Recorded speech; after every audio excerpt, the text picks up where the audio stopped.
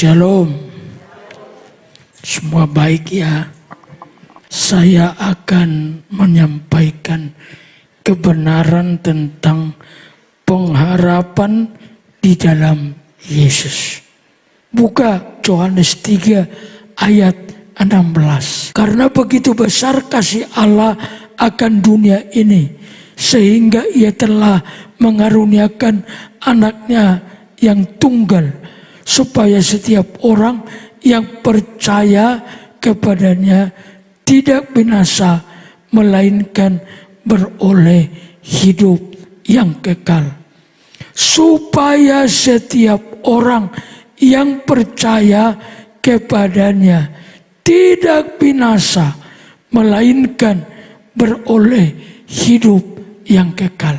Pengharapan di dalam Kristus yang terutama, yang pertama, yang seharusnya kita pegang, lebih berharga dari semua harta di dunia adalah di dalam Yesus kita beroleh kepastian keselamatan. Dunia bukan tempat kekal. Satu kali kita akan mengakhiri semua hiruk-pikuk hidup di dalam dunia. Tetapi di dalam Yesus kita sudah menemukan bagaimana kita tiba di sana. Pada waktu kita punya Kristus yang menjamin kepastian keselamatan, satu kali kita akan menikmatinya. 1 Petrus 1:9 mengatakan, karena kamu telah mencapai tujuan imanmu, yaitu keselamatan jiwamu. Tujuan iman kita bukan supaya dapat sekolah yang baik. Itu dijanjikan Alkitab. Ada berkat tambahan. Tapi bukan itu tujuan iman kita, keselamatan jiwa kita.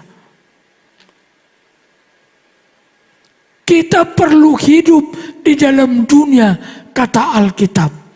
Maka Tuhan menciptakan segala sesuatu. Ayo silakan, cari itu, temukan itu. Tapi bukan di situ akhirnya. Akhirnya ialah keselamatan jiwa kita. Yohanes 10:28. Dan aku, kata Yesus, dan aku memberikan hidup yang kekal kepada mereka. Dan mereka pasti tidak binasa sampai selama-lamanya. Mereka pasti tidak binasa sampai selama-lamanya. Dan ditambah berkat tambahannya, dan seorang pun tidak akan merebut mereka dari tanganku. Ikutlah Yesus lebih baik. Percayalah Yesus lebih baik. Ayo, lakukan sesuatu lebih maksimal kepada Yesus. Aku sudah kasih hidup kekal. Dan itu akan berlaku selama-lamanya. Maka sejak kita percaya, kecuali kita sangkali iman kita dengan berbuat dosa, kita sudah memiliki kepastian hidup yang kekal. Harapan pertama yang harus kita tahu, kepastian keselamatan milik kita, yang dicari bangsa-bangsa, yang diselidiki katanya oleh para nabi, sekarang sudah dibukakan di dalam Kristus Yesus. Itulah sebabnya iman Kristen berani menegaskan keselamatan tidak ada dalam siapapun dan dimanapun, hanya di dalam Kristus. Jadi jangan sampai ada keraguan-raguan. Saya sudah berkali-kali katakan, iman Kristen bukan soal agama. Tapi iman Kristen juga harus agama. Karena kalau dia tidak agama, bukan iman Kristen. Yesus pernah bilang di Markus 8 ayat 36 seperti ini. Apa gunanya seorang memperoleh seluruh dunia tetapi ia kehilangan nyawanya? Keselamatan kita lebih berharga dari seisi dunia.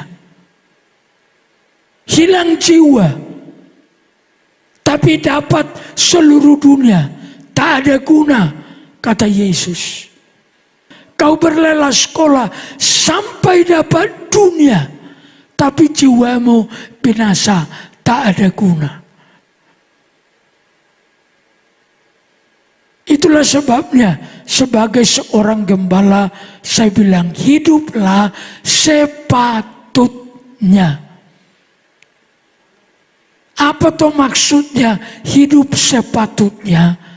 Hidup seimbang. Waktu kerja, waktunya ibadah, waktunya melakukan sesuatu di tengah masyarakat, lakukan. Alkitab juga tidak minta kita menjadi orang yang berlebih-lebih ke sisi tertentu. Tuhan mau kita hidup sepatutnya saja. Yang kedua, pengharapan di dalam Yesus. Kasih Allah dicurahkan di hidup kita. Karena begitu besar kasih Allah. Kasih Allah besar. Dan Alkitab bilang kasih Allah itu dicurahkan di hati kita. Roma 5 ayat 5. Dan pengharapan tidak mengecewakan. Karena kasih Allah telah dicurahkan di dalam hati kita oleh Roh Kudus yang telah dikaruniakan kepada kita. Di dalam Kristus, atmosfer hidup kita, atmosfer hati Allah. Kita tidak hidup seperti manusia jatuh dalam dosa dan itu selesai, bukan. Waktu kasih Allah dicurahkan di hati kita, maka seharusnya situasi, kualitas hidup kita, kualitas kerajaan sorga. Kalau kasih ada 4 ya kan? Agape, storge, philia, eros. Kalau kasih itu bisa digambarkan dalam bentuk kualitas. Kita kan mengenal barang KW. KW 1, KW 2, KW 3. Maka seharusnya hidup anak-anak Tuhan berada di KW 1. Kita tidak diposisikan Tuhan di KW selanjutnya. Kasih Allah dicurahkan di hati kita. Kualitas hidup kita sebenarnya diposisikan di KW 1. Bagaimana tidak kita bersyukur punya Tuhan dan kita sendiri menjadi miliknya Tuhan. Yang ketiga, yang terakhir, kita punya pengharapan dan punya Allah di dalam dunia. Saya baca Efesus 2:12. Bahwa waktu itu kamu, perhatikan kata tanpa Kristus, tidak termasuk kewargaan Israel dan tidak mendapat bagian dalam ketentuan yang dijanjikan. Lihat, tanpa pengharapan dan tanpa Allah di dalam dunia. Kalau mau punya Tuhan di dalam dunia, teruslah percaya kepada Yesus. Tanpa Kristus, kamu tidak punya pengharapan dan tidak punya Tuhan Allah di dalam dunia. Sebab Yesus adalah gambar Allah yang tidak kelihatan. Jadi Bapak Ibu sekalian, kita bersyukur kita punya pengharapan di dalam Kristus. Yang pertama, kepastian keselamatan. Yang kedua, kualitas kerajaan sorga diberikan Kristus kepada kita. Dan yang ketiga, oleh Kristus kita punya pengharapan dan punya Tuhan di muka bumi. Saya akan baca ayat terakhir Yohanes 12:45. Dan barang siapa yang melihat aku, kata Yesus, ia melihat dia. Amin. Barang siapa melihat Yesus, dia melihat Allah. Jadi itulah yang memastikan kita bahagia bersama Tuhan. Tuhan memberkati ya.